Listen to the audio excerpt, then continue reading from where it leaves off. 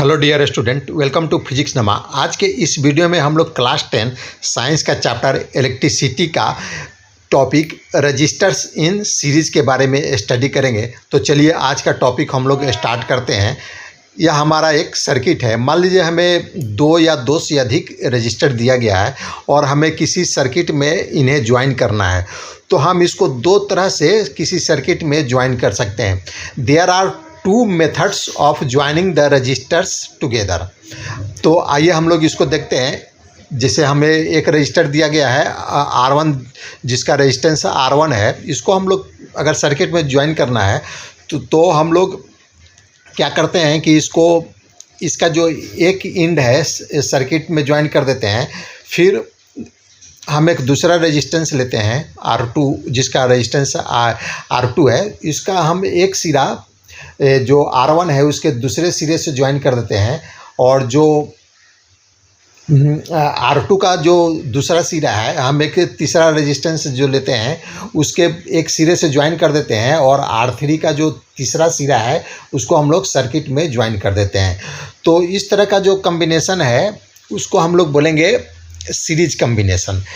There three resistors having resistance R1, R2 and R3 are joined end to end. इसमें हमें क्या देखना है कि हमें इंड टू इंड ज्वाइन करना है, यानी एक रजिस्टर का एक इंड दूसरे रजिस्टर के एक इंड से ज्वाइन करना है। Hence the resistor are said to be connected in series. तो इसको हम लोग बोलेंगे कि जो रजिस्टर है उसको हम लोगों ने सीरीज में कनेक्ट किया है। अब इसका हम लोग पोटेंशियल डिफरेंस को मेजर कर सकते हैं इस सर्किट में। जैसे यह जो R1 जो रेजिस्टेंस है इसका हम लोगों ने R1 जो रजिस्टर है उसका हम लोग जहाँ पर हम लोगों ने सर्किट में ज्वाइन किया है उस पॉइंट से लेकर R3 का जो दूसरा इंड है जिससे हम लोग सर्किट में ज्वाइन किया है, इन पॉइंट के बीच का हम लोग पोटेंशियल डिफरेंस को मेजर कर सकते हैं। एक वोल्टमीटर लगा देंगे और हमारा सर्किट में आमीटर भी लगा हुआ है जो इस सर्किट के करंट को मेजर करेगा। तो अभी बैटरी को हम लोग ऑन करेंगे तो यहाँ से करंट जाना चालू कर देता है, और करंट इस पॉइंट पर जाएगा। तो यहाँ पर एक जॉइंट है वोल्टमीटर, तो यहाँ से जो करंट है वह दो पार्ट में डिवाइड हो जाएगा। एक पार्ट करंट रजिस्टर के थ्रू पास करेगा और दूसरा वोल्टमीटर की तरफ आ जाएगा, और यह जो करंट है फिर R1 से R2 में जाएगा और फिर R3 में जाएगा, और यह फिर सर्किट में चलाएगा। और यह दूसरा जो वोल्टमीटर से करंट जा रहा था वह वोल्टमीटर से पास करके फिर वह सर्किट में ज्वाइन कर लेगा। और इस पॉइंट पर दोनों जो करंट है, दोनों पार्ट का जो करंट है वह आकर वापस में मिल जाएगा, और फिर यह यहाँ से वापस बैटरी में वह करंट चला जाएगा। तो यह हमारा करंट का भी मूवमेंट हो गया, और हमने पोटेंशियल डिफरेंस भी यह मेजर किया। इन दोनों पॉइंट के बीच का जो पोटेंशियल डिफरेंस है वह भी है। Two or more resistors are said to be connected in series if the same current passes through all resistors. तो हम कब सीरीज में बोलेंगे कम्बिनेशन को? अगर सेम करंट सभी रजिस्टर से पास कर रहा है, सभी रजिस्टर से सेम करंट को पास अगर हो रहा है, पास कर रहा है, तो हम बोलेंगे कि जो रजिस्टर है वह सीरीज में है। तो इसको हम लोग एक्टिविटी से भी देख सकते हैं। अगर हमने यहाँ पर आमीटर लगाया, यहाँ पर जो आमीटर का रीडिंग है मान लेते हैं कि इसका करंट का रीडिंग है I है। अब हम आमीटर का पोजीशन को चेंज करते हैं। अब आमीटर का पोजीशन को चेंज करके हम आमीटर को यहाँ पर लगाते हैं, तो अब भी हम देखेंगे कि जो इसका रीडिंग है वह I ही है। अब इसको फिर पोजीशन को चेंज करते हैं, अब यहाँ पर आमीटर को लगाते हैं। अब आमीटर का रीडिंग को देखते हैं तो यहाँ भी उसका रीडिंग I ही है।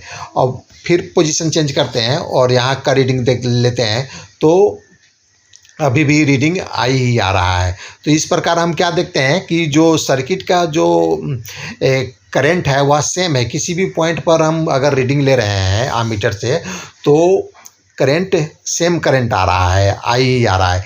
It is observe that the value of the current in the ammeter is the same independent of its position in the electric circuit. यानी कहीं भी हम आमीटर को लगाएंगे तो सेम उसका रीडिंग आ रहा है। तो इससे क्या मालूम चल रहा है कि जो R1 में जितना करंट जा रहा है R2 में भी उतना ही करंट जा रहा है और R3 में भी उतना ही करंट जा रहा है।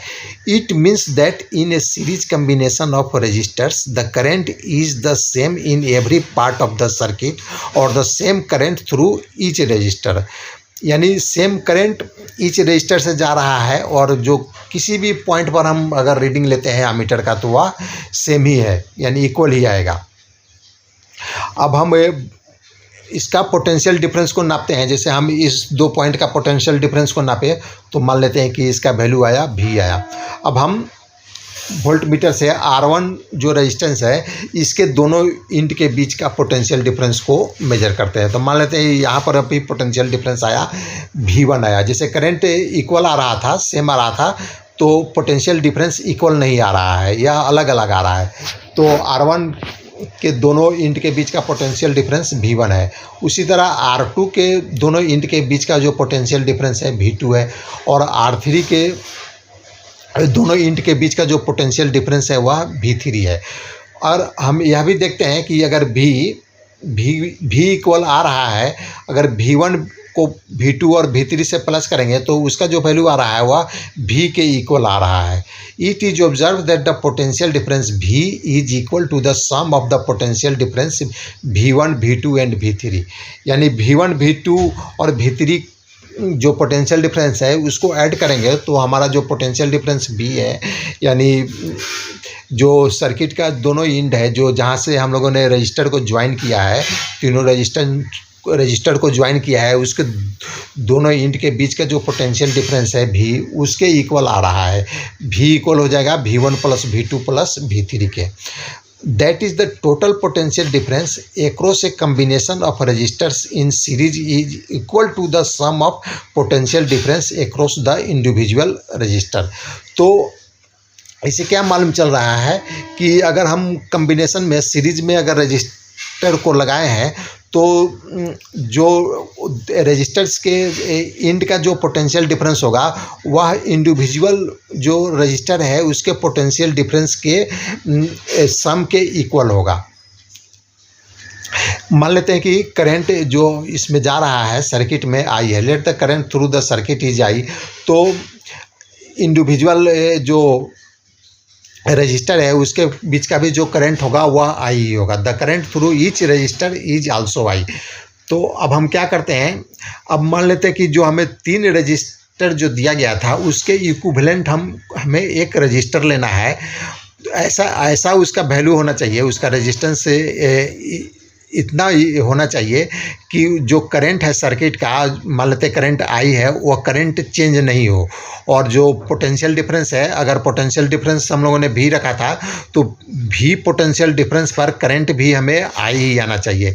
ऐसा हम एक रेजिस्टेंस लेते हैं, यानी तीनों रेजिस्टेंस को हटाकर हम एक ऐसा इक्विवेलेंट रजिस्टर हम लेना चाहते हैं कि करंट और पोटेंशियल डिफरेंस चेंज नहीं हो। तो Now replace the 3 resistors joined in a series by an equivalent single resistor of resistance R। मान लेते हैं कि हम लोगों ने एक रेजिस्टेंस लिया जिसका रेजिस्टेंस R है, such that the potential difference V across it और जो पोटेंशियल डिफरेंस V है across it जो रेजिस्टेंस है उसके दोनों इंड के बीच का पोटेंशियल डिफरेंस V है। And the current I through the circuit remains the same. और जो सर्किट में करंट है वह भी चेंज नहीं हो रहा है, वह भी I ही है। तो applying the Ohm's law to the entire circuit. अब हम इंटायर सर्किट पर हम ओम्स लॉ को अप्लाई करेंगे। तो ओम्स लॉ के अनुसार क्या होता है, V इक्वल टू IR। तो पोटेंशियल डिफरेंस यहाँ पर V है और करंट I है और हम लोगों ने रेजिस्टेंस इसका माना है कि R है, तो V इक्वल टू IR हो गया। अब हम क्या करेंगे, एक एक जो इंडिविजुअल रेजिस्टेंस है उसके बीच भी हम ओम्स के लॉ को अप्लाई करेंगे। तो पहला रेजिस्टेंस के बीच का जो पोटेंशियल डिफरेंस था V1 था और करंट I था और उसका रेजिस्टेंस R1 था, तो यहाँ पर भी अप्लाई करेंगे तो V1 इक्वल टू IR1 हो गया। उसी तरह V2 इक्वल टू IR2 होगा और V3 इक्वल टू IR3 होगा। अब हम जो यह जो हम लोगों ने एक्सपेरिमेंट से निकाला था V equal to V1 plus V2 plus V3, इसको हम लोग अप्लाई करते हैं यहाँ पर। तो V की जगह IR1 है और V1 की जगह IR1 है, सॉरी V की जगह IR है और V1 की जगह IR1 है और V2 की जगह IR2 है और V3 की जगह IR3 है। तो IR इक्वल हो जाएगा IR1 plus IR2 plus IR3, यह इक्वल हो जाएगा। अब इसको हम लोग सॉल्व करते हैं, R को हम I को कॉमन निकाल लेते हैं इसमें से, तो IR इक्वल हो जाएगा IR1 plus R2 plus R3, I cancel हो जाएगा, तो R इक्वल हो जाएगा R1 plus R2 plus R3। यानी जो हमारा इक्विवेलेंट रेजिस्टेंस होगा, अगर सीरीज कम्बिनेशन है तो इक्विवेलेंट जो रेजिस्टेंस होगा वह तीनों रेजिस्टेंस के सम के इक्वल होगा। यानी जो इक्विवेलेंट रेजिस्टेंस होगा वह किसी एक इंडिविजुअल रेजिस्टेंस के वैल्यू से अधिक होगा, लार्ज होगा। यानी R equal to R1 plus R2 plus R3। तो यह आज का हमारा रेजिस्टेंस इन सीरीज समाप्त हुआ। अगर आपको यह पसंद है तो इसे लाइक करें, शेयर करें। Thanks for watching.